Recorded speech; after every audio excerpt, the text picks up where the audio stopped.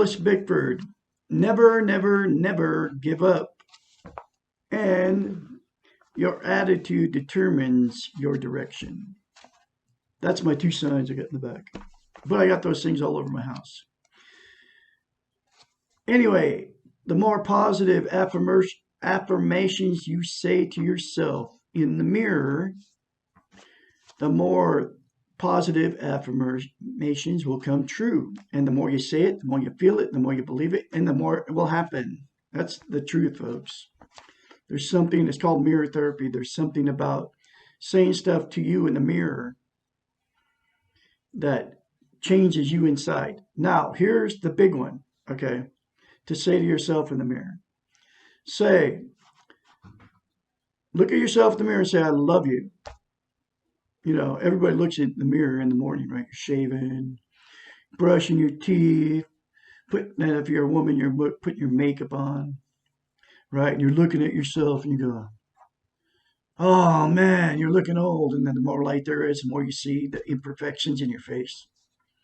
So you say negative things about yourself in the mirror. You can change the way you are. If you say, I love you in the mirror, every time you look at yourself in the mirror in the morning, and say it over and over again to yourself, I love you. I love you, Douglas A. Bickford. I love my inner child. Add inner child in there too, because everybody has an inner child. And the inner child, the secret about the inner child is it holds all your emotions.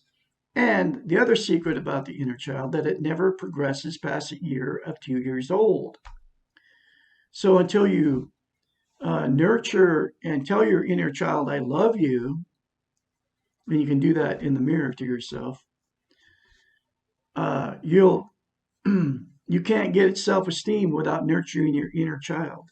So when you say I love you in the mirror, also say I love my inner child. I will nurture you and take care of you. And we all have the inner child, whether you're a man or woman. If you're human, you have an inner child. Because this is just the way it is. I have no idea why it's like that. It's the way we were made. However it happened, creation, evolution, whatever you want to call it. That's the way it is. And here's the other one that you can't. It's out of your control. Unless you have self-esteem, you can't love or be loved. Translation is, you can't have you can have relationships all day long. But without self-esteem, self-love, you can't love or be loved. And the relationship you get into without self-esteem will be destructive, and it will destroy you. You will destroy each other because you attract exactly what you are, somebody else with no self-esteem. So the most important thing you can do is get self-esteem, and you can get self-esteem very quickly if you say I love you in the mirror and you keep saying it over and over again. That's not coming from Douglas Bickford. That's coming from a psychiatrist. She wrote a book. It's called The Portable Therapist.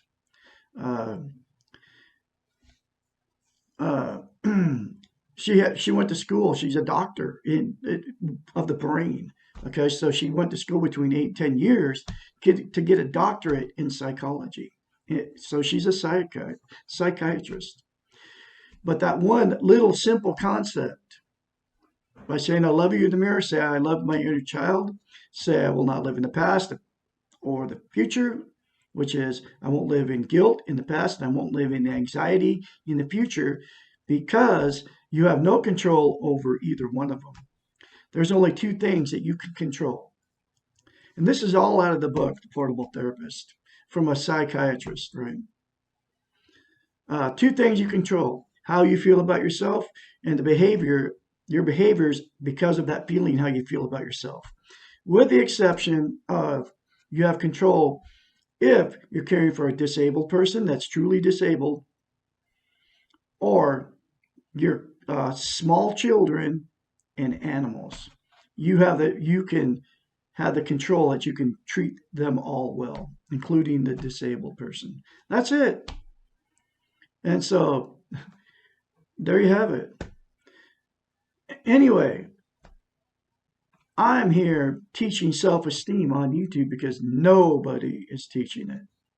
Not all the good looking women talking about narcissists and codependency. Not all the good looking guys talking about narcissists, which there's not very many of them.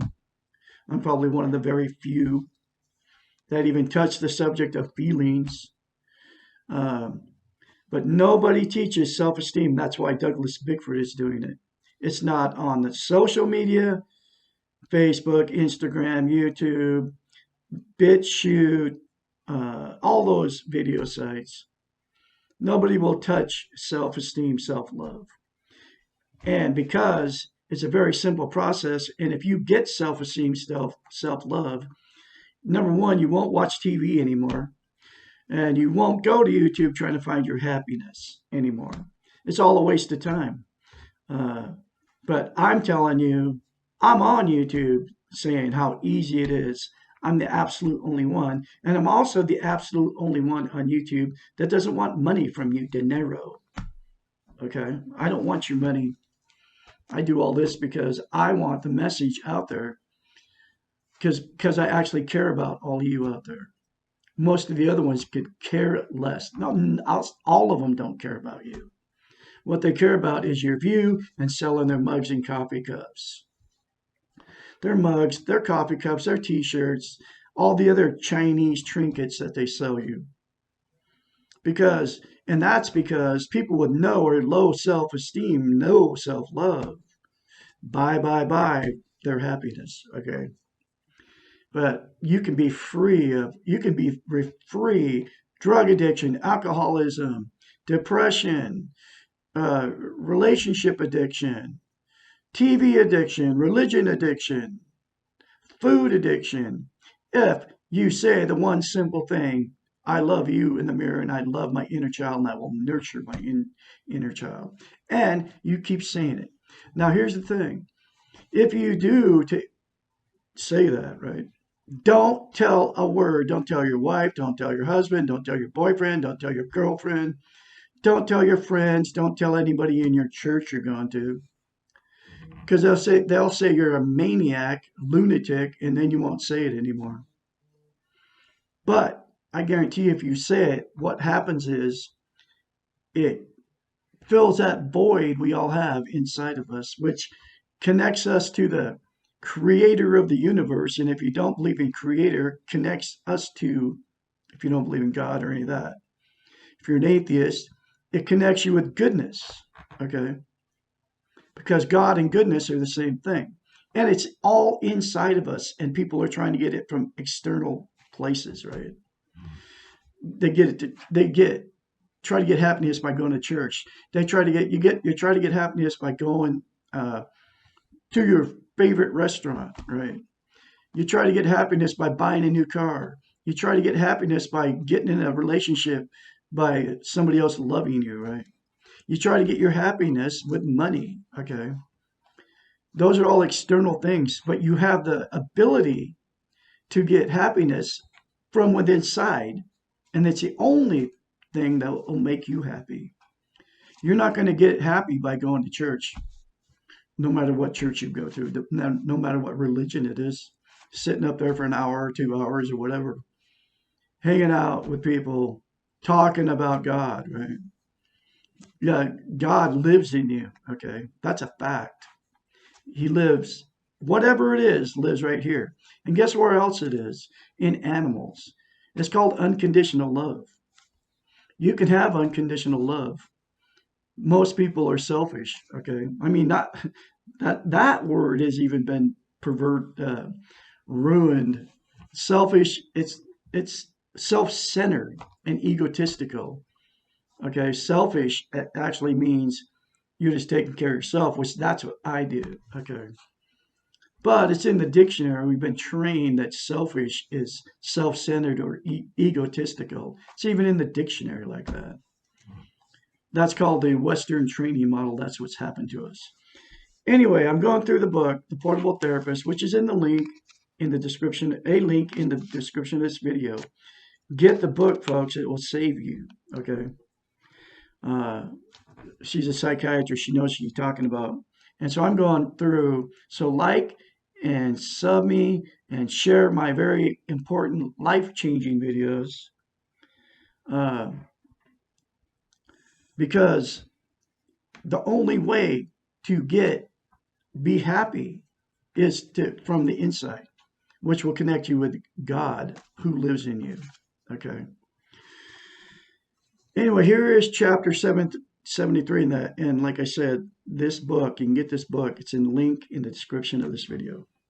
So here's chapter 73. And you can continue to watch me because I'm going through it. I'm making channel after channel for YouTube's. Then I'm going to, if I can find me a decent website, I'm going to have a website built. A good one. I don't want one of the ones that doesn't do anything, right? One of those free ones.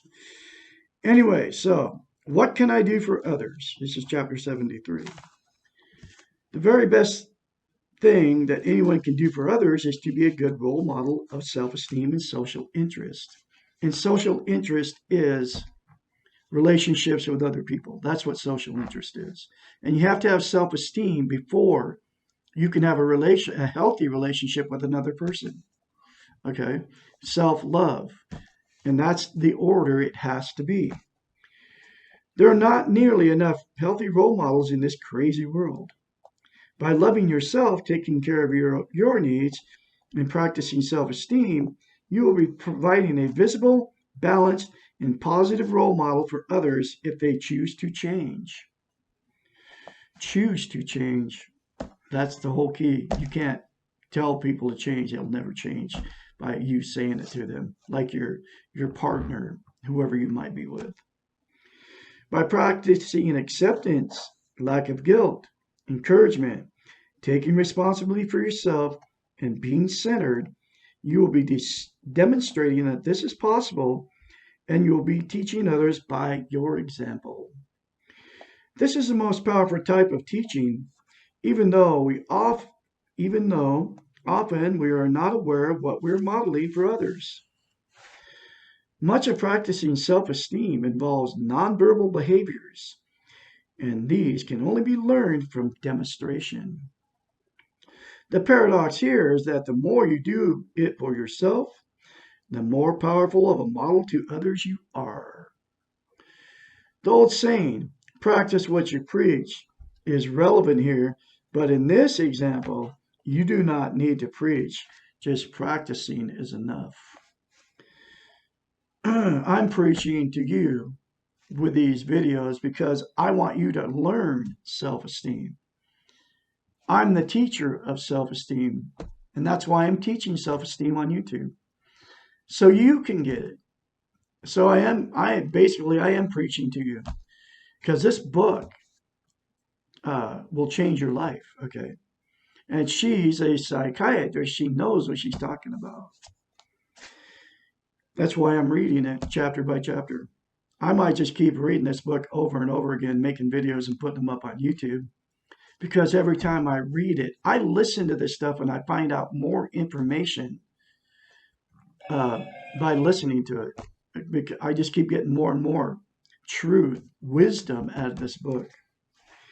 If you can accept yourself and stop trying to be perfect, then you can accept others with their imperfections. This acceptance is very powerful and allows others to begin to accept themselves.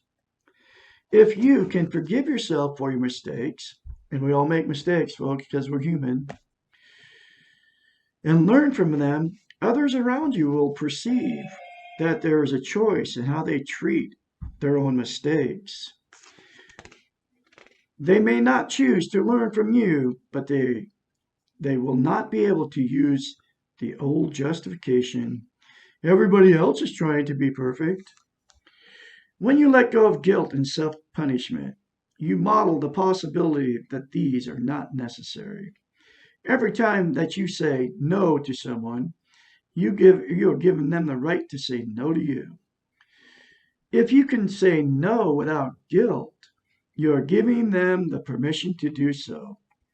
By taking care of your own needs, you're allowing others to take care of their own needs. When you take risk, others are more apt to take risks, and so it goes. We are affected by those around us We do respond to encouragement and support, and we do react to the negativity and discouragement in the world. We need a lot more of the positive to counteract the negative. You can be a positive force in the world. One of the most powerful things that we can model for others is unconditional love. That's what animals have. When we have self esteem and practice unconditional love for ourselves, we model this by our very being. We do not have to do anything. We are demonstrating by being. By allowing ourselves to be, we allow others to be. By not externalizing and blaming, we stop the blame game. All of these provide a safe place for others, and people desperately need safe places. Social interest does not force change upon others. Rather, it allows change to occur and encourages positive change. Social interest, the extension of self esteem towards others, fosters growth and development. We need others to teach and learn from. We need others to interact with, to share the discovery of ourselves, to rejoice with them in their discoveries. We need others because we are all connected, united, and a part of the same whole. We can grow together towards reunification. We cannot do this by ourselves. We also need others for the challenge of overcoming our separateness in the world. We need to discover our belongingness and to share our similarities. We need others as they need us, not to take care of, but to be caring with, not to do things, but to do things together. In short, the best we can be for others is exactly the same as the best we can be for ourselves. It's a powerful book, folks. I highly recommend you get the book. I mean, it's like life-changing information. It will change you from the inside out. The whole book, every chapter talks to me every time I read it.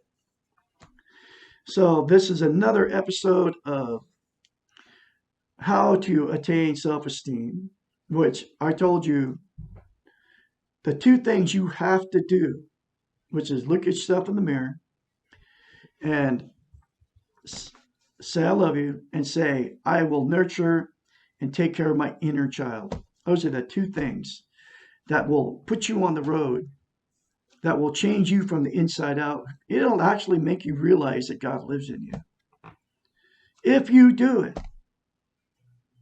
I mean, it's true, folks. It will work. It happened to me. I'm not the same person I was 7.5 months ago now. That's how long it's been since I got out of a toxic relationship. What's today? Ninth? Yeah, I've been like 7 months and maybe a week and a half or something. Maybe a week. So maybe it's 7 months and a week, but it doesn't even matter. I'm not the same person I was when I walked out the door on a toxic woman and her toxic family. And she was a narcissist, sociopath, psychopath. She killed animals. Psychopaths, torture and kill things. They do it to humans. She did it to animals. She enjoyed killing animals. I mean, I couldn't even believe it. She got me to kill animals too. But she enjoyed it, like shooting them in the back of the head. She got off on it. I kid you not. It was weird. I knew there was something wrong with the relationship when I got in it. These people that go out and hunt deer, right? You can go to the store and you can buy meat all day long. You don't have to go. The only reason you're hunting is because you get off on the killing of the innocent animal. Okay. That's the way she was too. And then my ex-wife's husband, he's like that. He puts it up all on Facebook. He kills anything that walks. Okay. That's why I can't have any I can't be around these people. They're evil. Okay. And he claims to be a Christian and all that stuff. But I've let go and love all that. You can't even have a conversation with these people. They're so busy on Facebook. They're into themselves. They're self-centered. For him, everything's about killing animals and putting it up on Facebook and that, ooh, look at me. I killed an animal with a big freaking bazooka, right? And it's called egotistical. My wife was the same way. She's still my wife, and who knows what she's going through right now? She was sexually abused as a child. I mean, but she's in denial of all of it. Her parents are very evil people. Her mother burned her with a cigarette when she was changing her diaper, and that's a big joke. Her father would go in there and oogling on his teenage girl's naked body, and he'd use the excuse, "Oh, I'm just throwing cold water on you." And this is just a little bit of the stuff that I was told by my wife, right? And no, he's going in there because he's a pervert. He's dead now, so who knows what happened to him? I don't know. All I know is all that stuff gets swept under the rug, and my wife is the way she is because of it. I mean, she moved her mother in, and her mother is like this controlling, fat, I mean, know-it-all Mormon. She thinks she's better than everybody else. She can't even move. She's so fat. Okay. And she can't quit eating the ice cream. That's what she does, is eats ice cream and then waddles around and just mumbles all the time about how great she was when she was uh, how great she was when she was younger and how good looking she was and all the cool stuff she did and just lives in the past and their whole family lives in the past. I had the brother living with me. His name was Denver.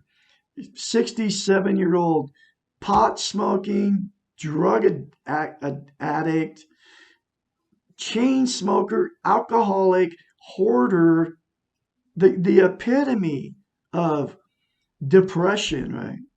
No self-esteem, know it all. Racist, hated anybody of color. Okay.